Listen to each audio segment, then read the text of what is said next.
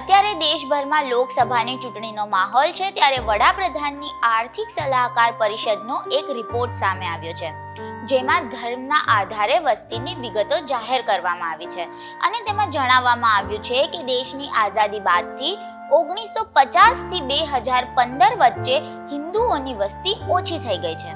ભારતમાં હિન્દુ વસ્તી 1950માં 84.68% હતી, જે 2015 સુધી ઘટીને 78.6% થઈ ગઈ છે.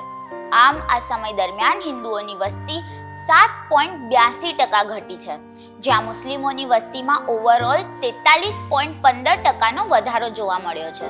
બૌદ્ધ વસ્તીની ભાગીદારીમાં 1950માં 0.05 થી 2015માં આવતા 0.81%ની વૃદ્ધિ જોવા મળી છે. આ દરમિયાન જૈન સમુદાયોની ભાગીદારી 0.45% થી ઘટીને 0.36% થઈ, જ્યારે પારસી વસ્તી 0.3% થી ઘટીને 0.004% રહી ગઈ.